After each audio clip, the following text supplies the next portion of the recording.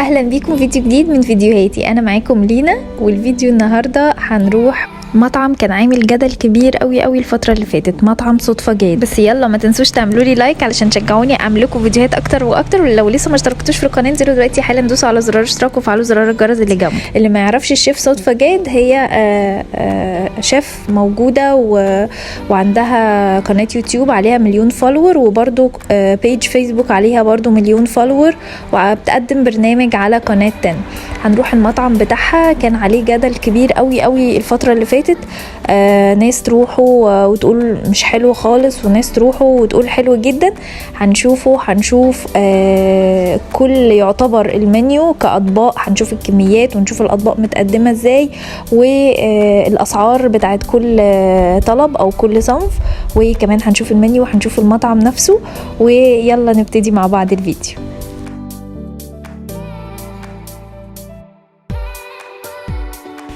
ده كده المطعم. اول ما بنطلع على السلم ونطلع الدور اللي فوق، وبيكون في تحت الخبازه بتخبز العيش، بيتعمل عندهم طازه اول باول. والاسعار اللي هقولها في الفيديو دي غير شامله الخدمه والضريبه، ده لو كنتوا في الفرع. اما لو كنتوا هتطلبوا توصيل للبيت بيتضاف مصاريف التوصيل. دي شوربه الكوارع عندهم وسعرها 50 جنيه. طعمها حلو وفعلا يعني لذيذ، مش وحشه خالص. وده عندهم العيش بيعملوه زي ما قلنا وسعره 5 جنيه. ندخل بقى على السلطات. سلطة الجبنة القديمة 8 جنيه، طماطم مخللة 7 جنيه، بتنجان مخلل 7 جنيه، بصارة 10 جنيه. وأول مرة أشوف في السلطات يبقى في المحلات بصارة. بابا غنوج 7 جنيه، الطحينة 10 جنيه، والرقاق باللحمة سعره 50 جنيه، وكان حلو ودسم وحلو جدا. وليمون معصفر، والخيار المخلل سعره 7 جنيه. ودي اسمها سلطة صدفة وسعرها 25 جنيه. وسلطة التبولة وكان سعرها 18 جنيه. ودي فتة عدس سعرها 20 جنيه. نيجي بقى لعشقي الأول والأخير، المحاشي. وده طبق محاشي مشكل وسعره 45 جنيه. في محشي كرنب ومحشي بتنجان وكوسة وورق عنب، وبينزل معاه كاتشب وسلطة زبادي. المحاشي عندها يا جماعة حلوة جدا يعني دي من أفضل الحاجات اللي دقناها هناك، كانت حلوة. ف يعني نصيحة، لو هتطلبوا جربوا طبق المحاشي المشكل ده. بعد كده ده كشك صعيدي سعره 15 جنيه. مقبلات صدفة جاد، ده طبق فيه سمبوسك لحمة وسمبوسك جبنة ومحاشي مشكل وممبار وورق عنب، وبينزل معاه كاتشب ومستردة وطحينة. وسعر طبق مقبلات صدفة جاد ده سعره 100 جنيه. حلو جدا برضو علشان فيه المحاشي يعني طعمها تحفة، والسمبوسك برضو كان حلو قوي. ده بقى طاجن كرنب سعره 30 جنيه، وده طاجن مسقعه اسكندراني سعره 15 جنيه. عايزه اقول لكم طاجن الكرنب ده كان طعمه تحفه، عباره عن كرنب داخل الفرن. دي بقى طاسه كبده بالليه، ده ربع ب65 جنيه، كان جوسي وحلو قوي.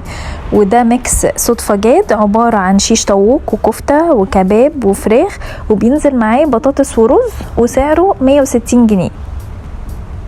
والصراحة الكفتة كان طعمها حلو قوي، والفراخ برضو كانت حلوة، كان طعمها دايب وحلوة.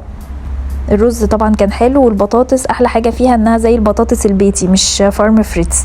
وده طاسة سجق اسكندراني سعره 45 جنيه.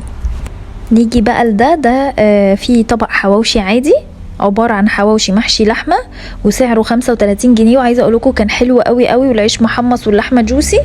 وزي ما قلت لكم البطاطس الحلو فيها انها بطاطس بيتي متقطعه. وده حواوشي صدفه، عباره عن حواوشي محشي لحمه وسجق وجبنه، وسعره 60 جنيه.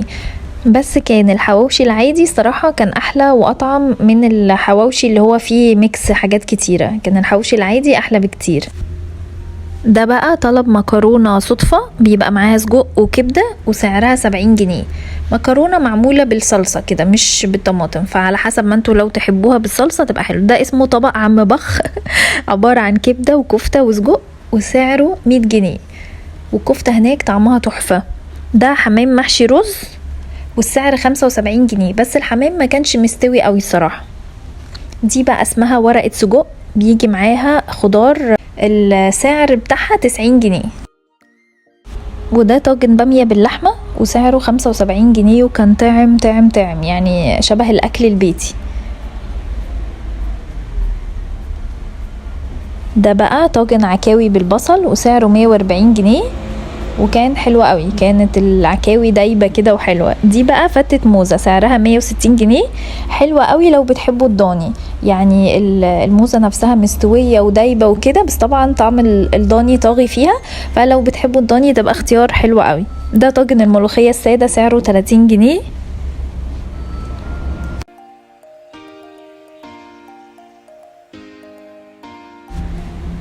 وده طاجن ورق عنب بالكوارع سعره 95 جنيه. وده طاجن لحمة محمرة سعره 95 جنيه.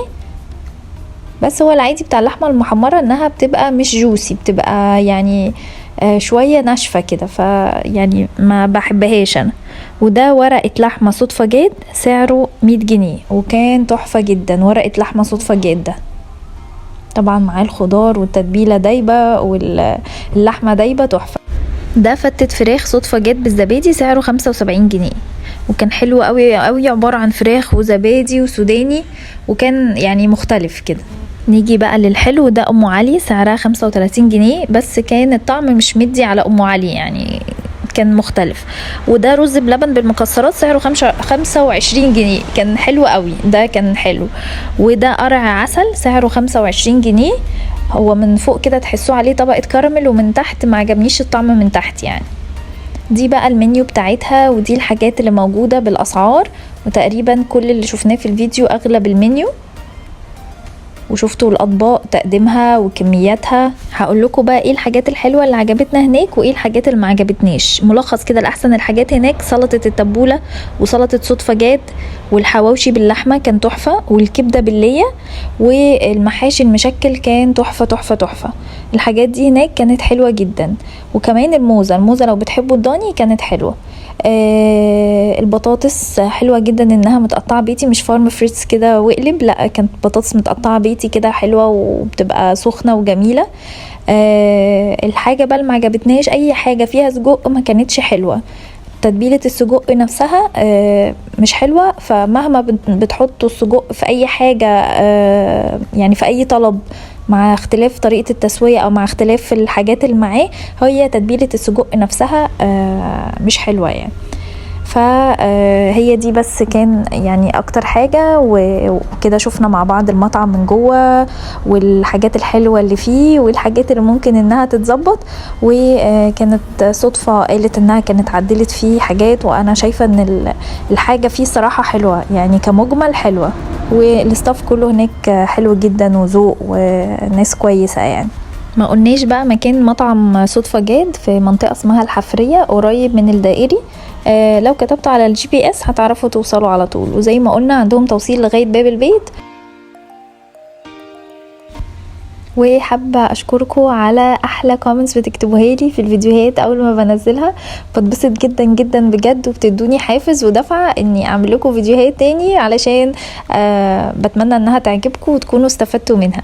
وما تنسوش ضروري ضروري لايك بقى، ولو لسه ما اشتركتوش في القناة دلوقتي حالا دوسوا على زرار اشتراك وفعلوا زرار الجرس اللي جنبه علشان يوصلكم كل فيديوهاتي وريفيوهاتي. اشوفكم ان شاء الله الفيديو الجاي. باي باي.